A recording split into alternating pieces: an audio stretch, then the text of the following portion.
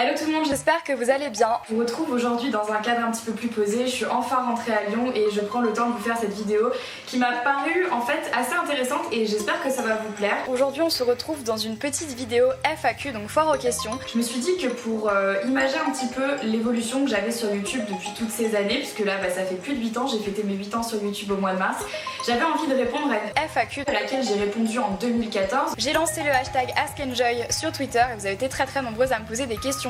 Alors même où je vous avais demandé de me poser des questions et j'avais répondu à ces questions. La vidéo en fait je vous la mettrai juste ici dans le petit et dans la barre d'infos. C'est une FAQ donc qui date de 2014 et je me suis dit que ça pouvait être intéressant de vous refaire en fait cette FAQ avec les mêmes questions et d'y répondre en fait quasiment 5 ans plus tard en vidéo pour voir si mes réponses sont toujours les mêmes, si finalement il y a des choses que j'ai réussi à accomplir ou pas, et puis voir un petit peu l'évolution de ma vie en 5 ans. Je trouvais ça cool, j'espère que ça va vous plaire et c'est parti.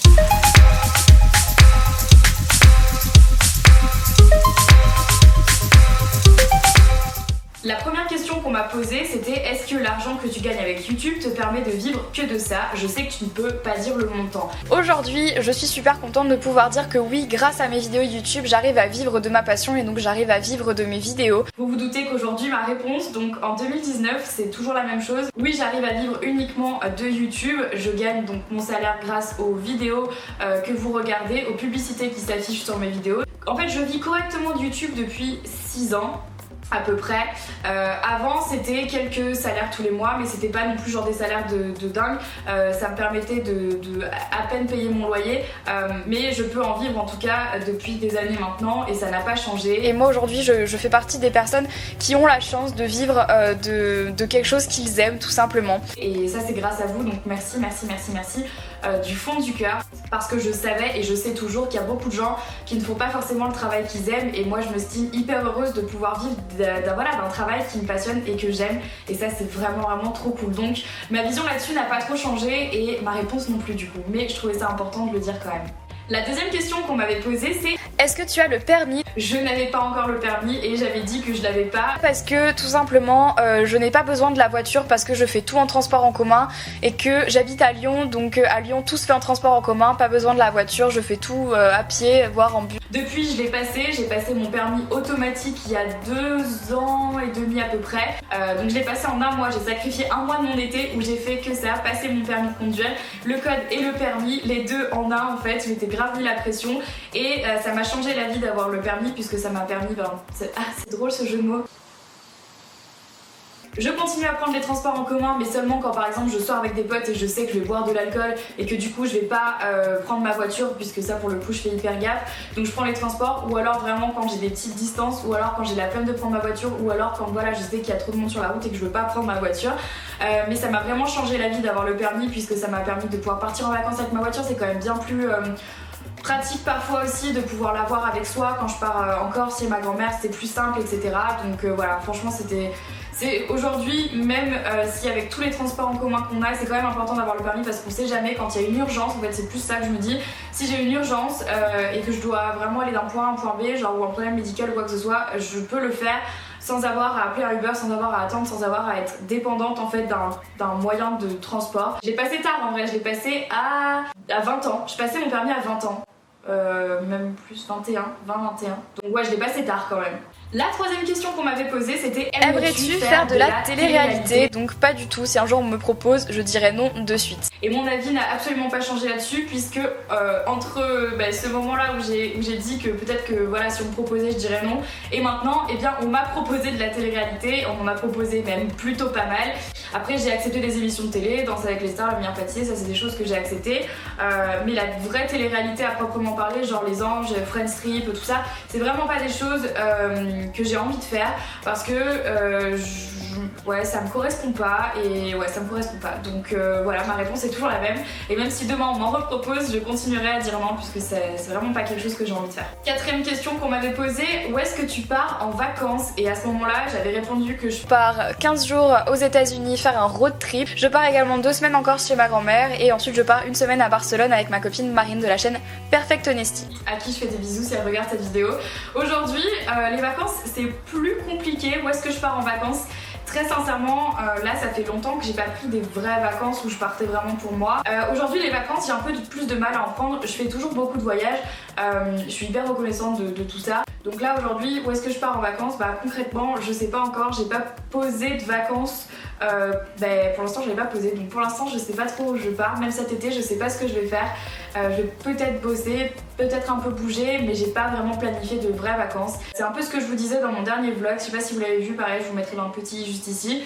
Que j'essaye de m'accorder un peu plus de temps en ce moment pour me poser, pas vraiment prendre des vacances mais juste prendre du temps off, genre sans réseaux sociaux, parce que je sens que j'en ai besoin et que je suis pas en super forme en ce moment et que j'ai besoin de ça. Te vois-tu faire du cinéma? Et à ce moment-là, j'avais dit pas du tout, je ne me vois pas faire du cinéma. Aujourd'hui, la réponse que je pourrais donner c'est pourquoi pas. En fait, j'ai eu quelques propositions, j'ai réfléchi un peu à tout ça et je sais pas en fait vraiment si je suis faite pour ça, j'en sais rien.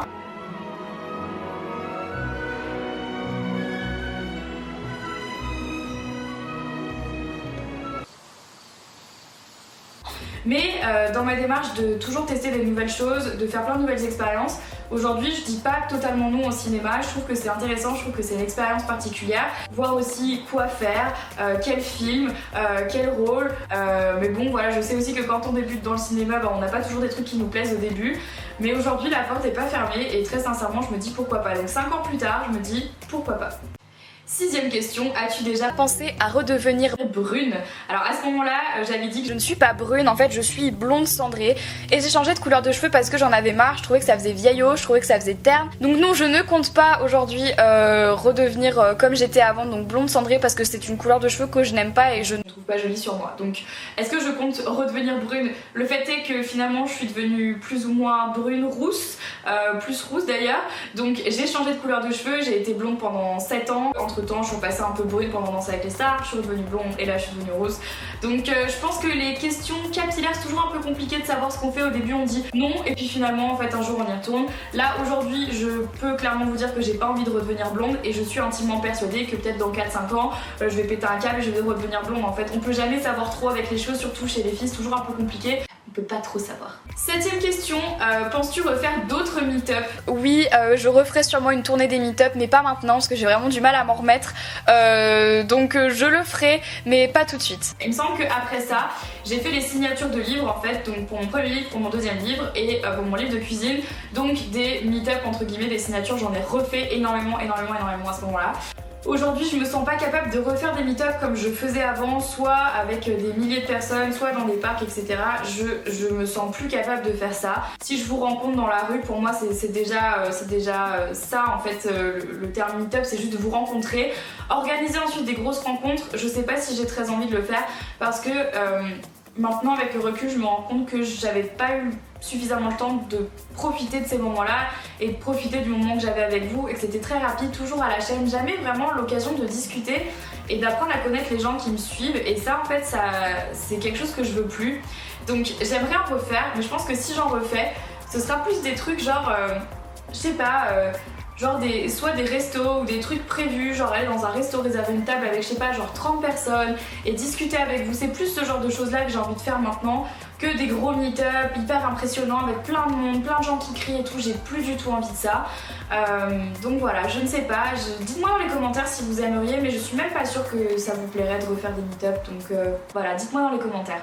La 8ème question qu'on m'avait posée c'était penses-tu faire des vidéos avec tes parents? Et à ce moment-là, en 2014, j'avais dit que je pensais pas faire des vidéos avec mes parents. Aujourd'hui, c'est toujours la même réponse. 5 ans plus tard, j'ai toujours pas envie de faire des vidéos avec mes parents.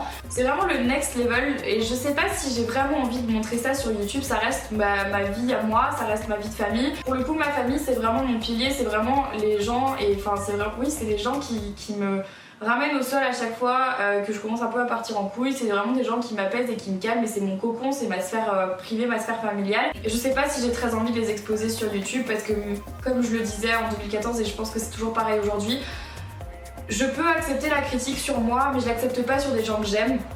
J'ai vraiment beaucoup de mal à accepter le fait que les gens puissent critiquer des gens de ma famille ou des gens que j'aime.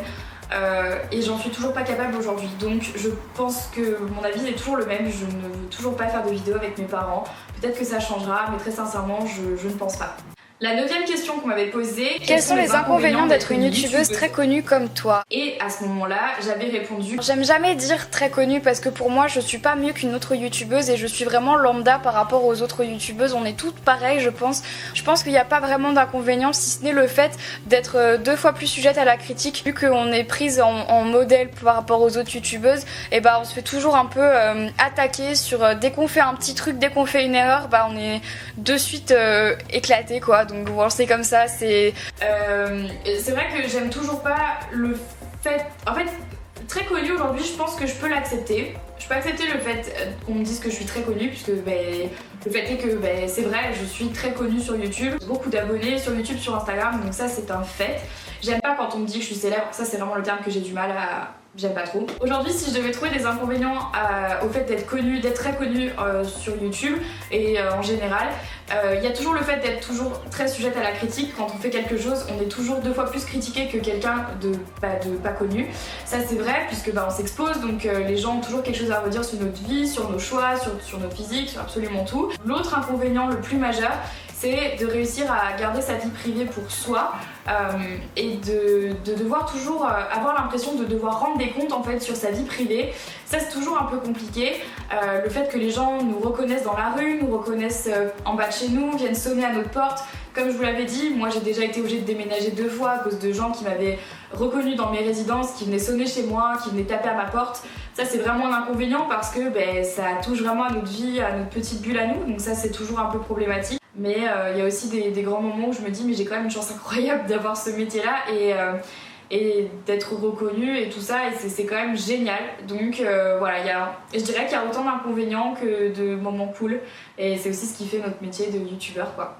Et la dernière question, la 10e question que je gardais vraiment pour la fin de cette vidéo: dans quel pays du monde serais-tu prête à aller t'installer pour 1 an? J'aimerais beaucoup partir vivre aux États-Unis, en Californie et plus particulièrement à San Francisco, puisque c'est une ville que j'affectionne beaucoup. Et d'ailleurs, un de mes plus gros rêves aussi, ce serait de partir vivre aux États-Unis pendant 4 ou 5 ans. C'est vraiment quelque chose que je souhaite faire puisque c'est un pays que j'aime beaucoup. Et aujourd'hui, ma réponse c'est plus du tout ça. Je ne veux absolument pas partir vivre aux États-Unis. Les États-Unis, je trouve ça chouette. J'aime toujours autant San Francisco, mais je me verrai plus du tout partir vivre aux États-Unis. C'est vraiment plus quelque chose que je veux et ça a été rayé de ma liste il y a déjà un moment. Aujourd'hui, si je devais partir vivre à l'étranger pour 1 an, je partirais soit à Londres, Dublin ou alors à Stockholm. Voilà, ça c'est les 3 villes en fait où j'aimerais partir vivre pendant 1 an. Et plus j'avance, plus ça se concrétise, plus je sens que je suis prête à partir pendant 1 an à l'étranger. J'ai été encore à Londres il y a quelques jours, 1 semaine à peu près pour vous à l'heure à laquelle vous regardez cette vidéo. Je suis partie quelques jours pour me recentrer sur moi et pour prendre un petit peu de temps off. Et Londres c'est vraiment genre une ville, dès que je pars là-bas je me sens bien, je me sens chez moi, je me sens vraiment cool. Et je pense très sincèrement partir vivre là-bas pendant 1 an, dans quelques temps. Peut-être pas cette année, mais peut-être l'année prochaine, j'y réfléchis très sincèrement. Donc voilà, pour moi la destination où j'aimerais partir vivre pendant 1 an, c'est Londres, c'est vraiment ma première destination. Et ensuite il y aurait Dublin. J'aime beaucoup Édimbourg aussi, Dublin, Édimbourg ou alors Stockholm. Voilà. Voilà tout le monde, écoutez, cette vidéo est terminée. J'ai répondu aux questions auxquelles j'avais déjà répondu il y a 5 ans. Je sais qu'il y a eu quelques petits changements, dites-moi ce que vous en pensez, dites-moi vous si vous me suivez déjà depuis 5 ans, si vous aviez déjà assisté à cette FAQ. Et qu'est-ce qui chez vous en fait a le plus évolué en 5 ans? Est-ce qu'il y a des choses sur lesquelles vous vous reconnaissez ou pas? Dites-moi ça dans les commentaires. Si vous n'avez toujours pas vu ma dernière vidéo, je vous invite à cliquer ici pour aller la voir. Il s'agit de ma vidéo 1 journée avec Jérém Star. D'ailleurs merci du fond du cœur pour tous vos retours. Je fais plein de bisous, ça m'a fait trop plaisir de vous lire, c'était incroyable. Et de vous abonner à ma chaîne en cliquant ici. Également d'activer les notifications en cliquant sur la petite cloche qui se trouve juste en dessous pour savoir quand une nouvelle vidéo est en ligne. D'ici là vous pouvez me retrouver également sur Instagram. Et voilà, c'est tout, je vous fais à toutes et à tous plein d'énormes bisous. Merci d'avoir regardé cette vidéo jusqu'au bout. Puis je vous retrouve très vite dans une prochaine vidéo. Bye bye. Ciao.